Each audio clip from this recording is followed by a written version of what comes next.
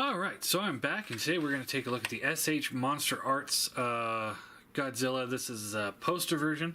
Now, I'm not 100% on this line. I don't know a lot about it. I know it is there. And it's been there for a while. I love me some Godzilla, and I was kind of wanting to get a figure to just kind of play around with it, see if I'd be in on the line. So this seemed like a good option to me.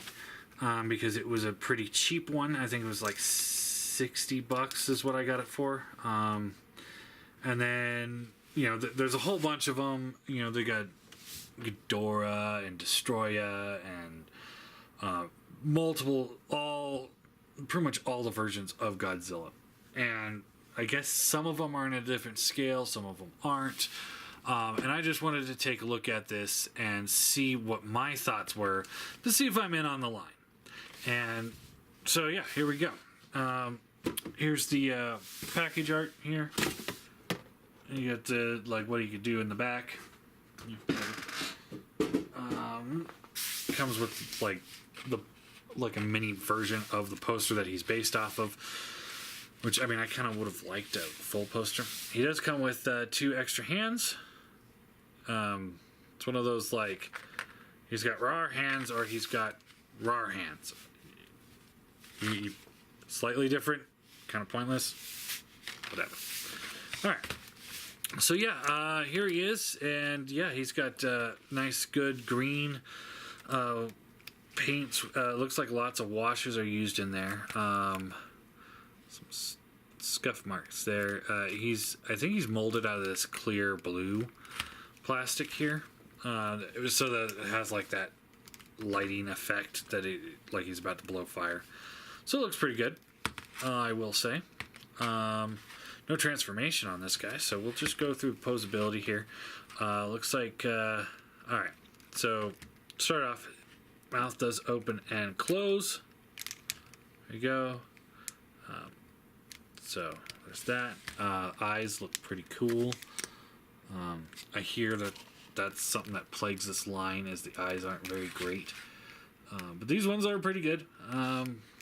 So that's all I can say. I can't really judge the rest of the line. So this is on a ball joint here.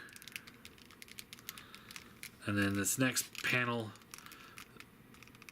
I think that's on a ball joint as well. And then this one seems to be also on a ball joint, but you get more of just the left and right. A little up, a little down.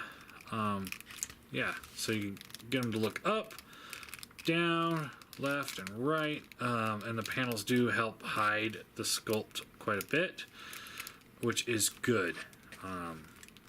It helps out a lot, although you do get a really panel-y figure there. So it's kind of like give and take there. Shoulders on a ball joint as well. You can kind of force it up if you want. It's kind of hard to do, but I don't think Godzilla did that all too often. Ball joint right here, and then wait, that's just a panel.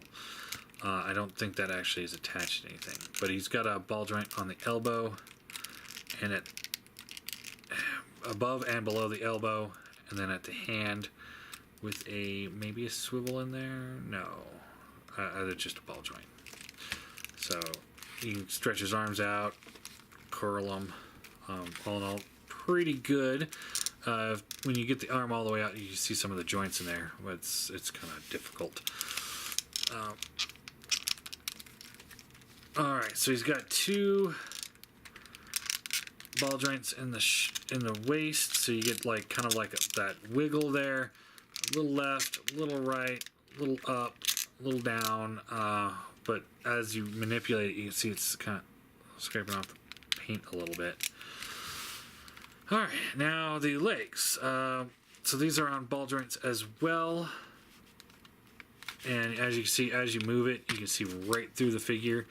But, you know, it's all how you move it. So it's like, you know, you move it out of the way, and yeah, you can see through it. But then you're supposed to, like, move it the way you want to, and then just kind of reposition it to block that gappage. So it's the gappage is up to you. It's not up to the figure. So knee is on a ball joint. I think this is a free floating piece. This might be as well. And then there's another one right here. But yeah, you got a knee. You can bend it down to there, up to there. You can swivel it. The foot swivels. It's on a ball joint. And yeah, he's a little limited though. It's bizarre to think of something that has like 1, 2, 3, 4, 5, 6, 7, 8, 9, 10, 11, 12. I think there's 13, 14, 15, 16, 17, like 30, like 40 something points of articulation just from what I just counted up real quick. And yet he still seems limited. It's bizarre. Tail, let's see, we got ball joint here. Ball joint here. Ball joint there. And then ball joint here, here, here, here. And that's it. And the tip of the tail is just one piece. So yeah, I mean, he's not going to have much of difficulty standing because of that tail. He looks good. I like the way he looks. I do. For $70, I'd say he's about worth it. I'd give it an 8 out of 10. I've been getting a lot of 8s out of 10 lately. But I mean, he's a little limited with posability, so I gotta knock it a little bit there, even though he's so articulated. But overall, the paint looks great. I think he looks good. I do enjoy the figure. He definitely gives me that nostalgic itch scratch for Godzilla. Looks good. I was kind of hoping for a little bit bigger. For most of you guys that watch my channel, you know I do Transformers, so here he is with a Choke Seeker. So he's slightly taller than a deluxe. And this is a small deluxe, so I'd say he's a deluxe in height. He's got a big tail, so you know that accounts for something. But for height-wise, you're looking at about a deluxe. So there's that.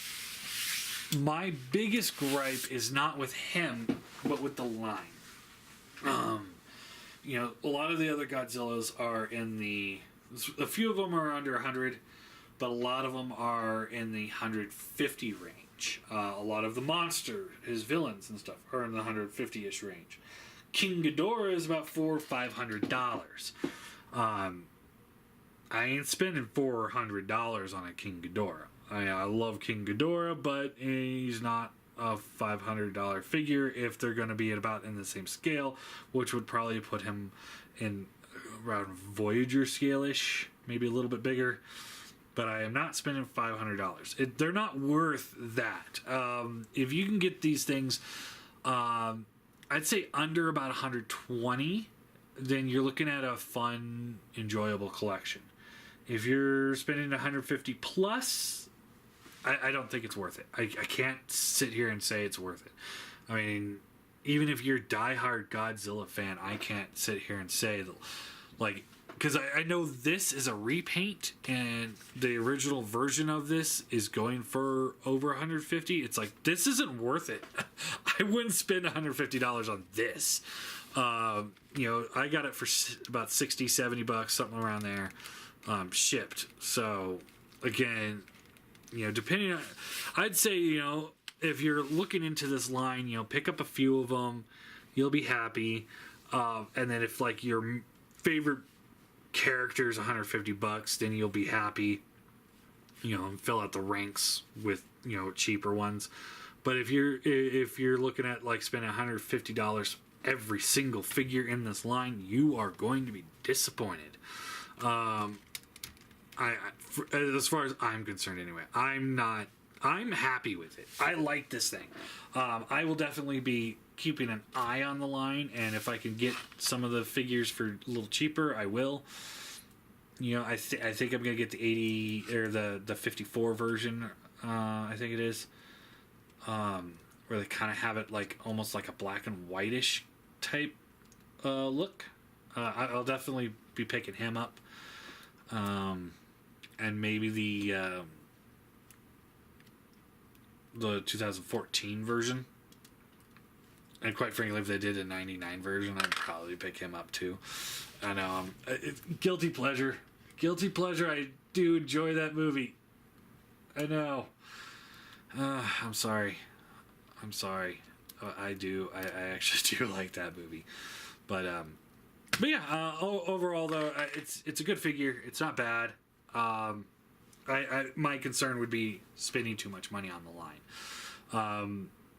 But God, he looks good. This looks good.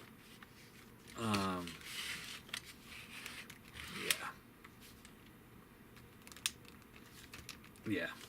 I mean, he's good. If you're into Godzilla, I'd pick one of them up. It can't hurt. Unless you step on that thing. God, that would suck. But yeah, other than that, I guess that's it.